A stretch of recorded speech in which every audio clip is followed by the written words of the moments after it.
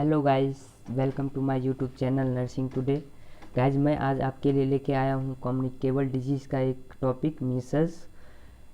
Guys, अगर आप BSc nursing के स्टूडेंट हो या जीएनएम के स्टूडेंट हो तो आप दोनों के लिए ये वीडियो हेल्पफुल रहेगा।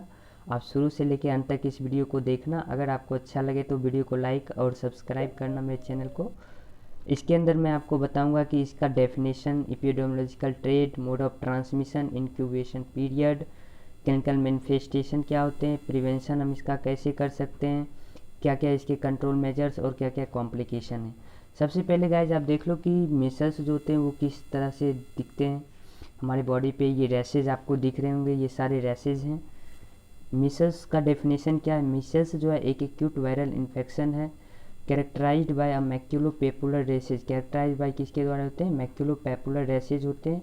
और ये जो रैसेज होते हैं ये कहाँ कहाँ होंगे? हमारे नेक पे हो सकते हैं, फेस पे होंगे, बॉडी पे होंगे, एक्सट्रीमिटीज़ पे होंगे, है ना। और हाई ग्रेड फीवर के साथ ये जो होते हैं सिम्टम्स शो होते हैं। उसके बाद आता है एपिडेमियोलॉजिकल ट्रेड। एपिडेमियोलॉजिकल ट्रेड क्या होते हैं? एपिडेमियोलॉजिकल ट्रेड एक ट्रेडिशनल मॉडल है जो कि इन्फेक्शियस डिजीज़ को प्रेजेंट करने के लिए बनाया गया। ये एक ट्रायंगुलर शेप में है। इसमें एजेंट होते हैं, इन्वायरमेंट होते हैं, होस्ट होते हैं।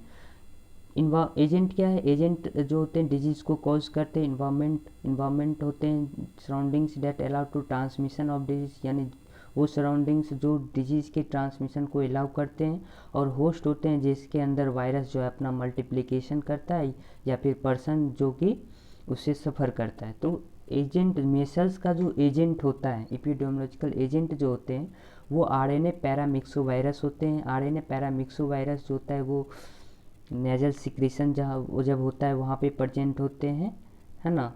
इन्वायरमेंट दो तरह के होते हैं, एक होते हैं बायोलॉजिकल और एक होते हैं लिविंग और एक होते हैं नॉन लिविंग। तो लिविंग में जो होते हैं बायोलॉजिकल एजेंट होते हैं जैसे ये वायरस, बैक्टीरिया, प्लांट्स, एनिमल, ये सब होते हैं। नॉन लिविंग में जो होते हैं एयर आ जाएंगे, वाटर आ जाएंगे, स्वेल आ जाएंगे, ठीक है। उसके बाद इन्वायरमेंट में जो होता है, मीसल्स का जो इन्वायरमेंट होता है वो ओवर क्राउडिंग होता है, यानी मीसल्स जो है ओवर क्राउडिंग एरिया में ही देखने को मीसल्स का जो होस्ट होता है, मीसल्स का होस्ट जो डेवलपिंग कंट्री होते हैं, यानी जो डेवलप कर रहा है, जैसे कि अपना इंडिया है ना। तो 6 मंथ टू 3 ईयर्स के एज में जो होता है मीसल्स देखने को मिलता है। और जो डेवलप्ड कंट्री है जैसे कि अमेरिका वगैरह, रूस वगैरह, ये सारे डेवलप्ड कंट्री हैं, तो यहाँ ओवर 5 ईयर के एज में देखने को मिलता है।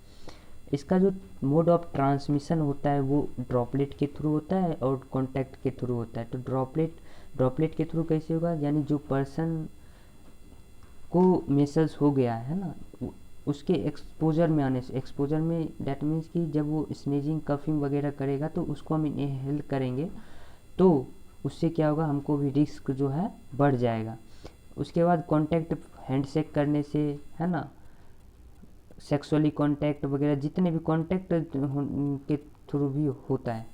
उसके बाद इंक्यूबेशन पीरियड मतलब होता है कि एक्सपोजर में आने से लेके फर्स्ट और सिम्टम्स तक का जो पीरियड होता है उसको इंक्यूबेशन पीरियड होते हैं। मीसल्स का जो इंक्यूबेशन पीरियड होता है वो आफ्टर एक्सपोजर जो होते हैं वो 8 to 12 डेज होते हैं। सिम्टम्स जो होते हैं सो होते हैं। और रैसेज जो होते हैं 7 to 21 डेज के बीच में देखने को मिलते हैं।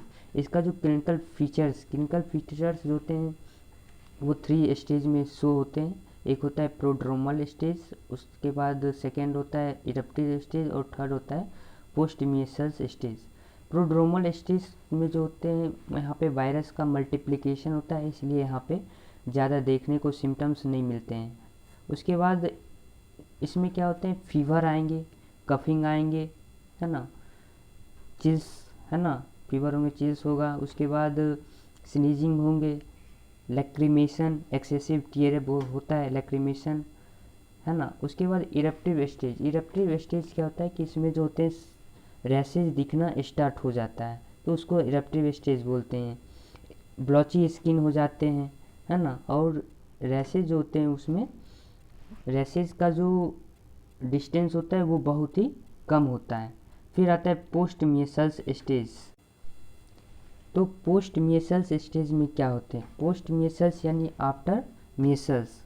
तो इसमें क्या होते हैं, कॉम्प्लिकेशन जनरली देखने को मिलते हैं जब मीसल्स हो जाता है। उसके बाद देखा जाता है कि बॉडी का जो वेट होता है वो क्या होता है, लॉस हो जाता है। क्यों? क्योंकि ड्यूरिंग मीसल्स जो होते हैं सही से हम लोग डाइट मेंटेन नहीं कर पाते हैं। जो चिल्ड्रेन होते हैं वो रनिंग नोज के कारण सही से डाइट मेंटेन नहीं कर पाते हैं, वीकनेस फील होता है पोस्ट मीसल्स स्टेज में। उसके बाद ग्रोथ रिटार्डेशन देखने को मिलता है। ग्रोथ रिटार्डेशन क्या होता है, एक कंडीशन है जिसमें जो चिल्ड्रेन का जो डेवलपमेंट होता है वो according to growth according to weight नहीं हो पाता है। उसके बाद न्यूट्रिशनल इफेक्ट देखने को मिलते हैं, बहुत सारे न्यूट्रिशनल इफेक्ट होते हैं। इम्यूनिटी वीक हो जाएंगे, ये सब न्यूट्रिशनल इफेक्ट होते हैं। उसके बाद आपको दिख रहा है ये सिम्टम्स क्या क्या हैं, dry cough, running nose, body pains होंगे, हेडेक होंगे, सोर थ्रोट हो जाएगा, स्वेलिंग इन आई हो जाएगा क्योंकि एक्सेसिव टीयरिंग हो रहा है, लैक्रिमेशन हो रहा है ना, डिस्कम्फर्ट, फटीग होगा, loss of appetite, running nose के कारण जो है लॉस ऑफ एपेटाइट देखने को मिलता है। उसके बाद डायरिया हो जाएगा। डायरिया क्या होता है, डायरिया स्टूल जो होते हैं वो बहुत ज़्यादा पास होते हैं, यानी फ्रिक्वेंट स्टूल आते हैं, वाटरी स्टूल, है ना, ये सब इसके सिम्टम्स हैं मीसल्स के। इसका प्रिवेंशन जो होता है, prevention and control measure. Prevention हम दो तरह से इसका कर सकते हैं, एक तो वैक्सीन लगा के और एक इम्यूनोग्लोबुलिन लगा के। वैक्सीन जो होता है वो लाइवली एटेन्यूएटेड वैक्सीन देते हैं। इसका जो डोज होता है वो होता है 0.5 ml और रूट जो होता है इसका सबक्यूटेनियस होता है और जनरली ये 9th मंथ के इन्फेंट में, है ना, दिया जाता है। उसके बाद दूसरा आता है पैसिव इम्यूनाइजेशन, इम्यूनोग्लोबुलिन लगाते हैं। ये इसका जो डोज होता है 0.25 ml होता है पर केजी वेट, है ना। और ये जो होता है एक्सपोजर के आने से 3 दिन से 5 दिन के बाद ये लग। उसके बाद इसका कंट्रोल मेजर्स क्या क्या हो सकते हैं। कंट्रोल मेजर्स में आइसोलेट करते हैं। आइसोलेशन मतलब कि जब उसको साइन और सिम्टम्स दिखने लगे, यानी जो हमारे बॉडी पर जो रैशेज होते हैं वो दिखने लगे, उसके बाद उसको 7 डेज़ के लिए क्या करते हैं, आइसोलेट कर लेते हैं। बेड रेस्ट देना है ना। उसके बाद जो होता है क्या करना है, इम्यूनाइजेशन करना है। ये सारे के सारे क्या हैं, कंट्रोल मेजर हैं। हाइजीन मेंटेन करके रखना है, यानी जो वो आर्टिकल्स यूज़ कर रहे हैं उसको डिसइंफेक्टेंट के यूज से क्या करना है, वॉश करना है, मतलब स्टरलाइज करना है। जो क्लॉथ यूज कर रहे हैं सेवलॉन डिटॉल डाल के उसको जो है साफ़ करना है। ये सारे चीज़ क्या करते हैं, हाइजीन मेंटेन करना पड़ता है। इसके कॉम्प्लिकेशन क्या क्या हो सकते हैं। कॉम्प्लिकेशन में देखा जाता है माल न्यूट्रिशन, डायरिया, है ना, ओटाइटिस मीडिया। ओटाइटिस मीडिया क्या होता है, इन्फेक्शन ऑफ ईयर।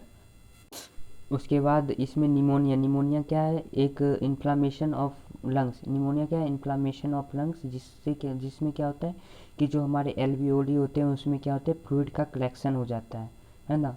उसके बाद इंसेफ्लाइटिस कॉम्प्लिकेशन में आएंगे। इंसेफ्लाइटिस यानी कि इन्फ्लामेशन ऑफ ब्रेन।